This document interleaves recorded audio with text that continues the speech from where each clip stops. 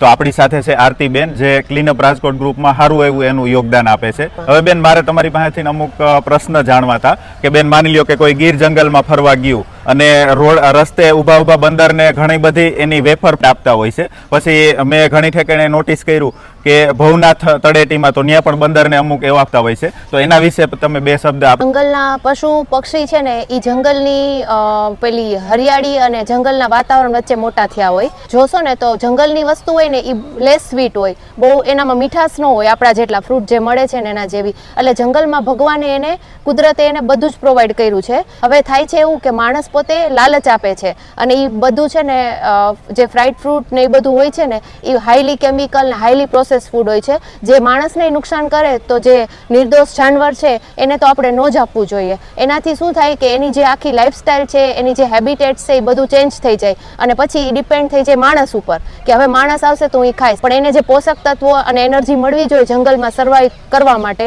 એ નથી મળતી. પરિણામે એનું મૃત્યુ થાય છે. ઘણી વખત એના બચ્ચાના, બાળકના જન્મમાં પ્રોબ્લેમ પડે છે, ઈંડા મૂકવામાં પ્રોબ્લેમ પડે છે. તો આપણે બને ત્યાં સુધી વાઇલ્ડ લાઈફને કશું આપવાની જરૂર નથી, પણ એની જાળવણી કરવાની રમેશભાઈ જરૂર છે. કોઈ પણ પ્રાણીને તેલ વાળો કઈ ખોરાક આપવો. હવે આપણે પણ ડોક્ટર ના પાડે છે કે ભાઈ તમે ફૂડ પેકેટ ખાઓ માં, ગમે ફૂડ. તો આપણે તો સમજતા નથી, પણ જાનવરને પણ આની આદત પાડીએ છે. એટલે બેનની જે વાત છે એ બધાને મગજમાં ઉતારવા જેવી છે.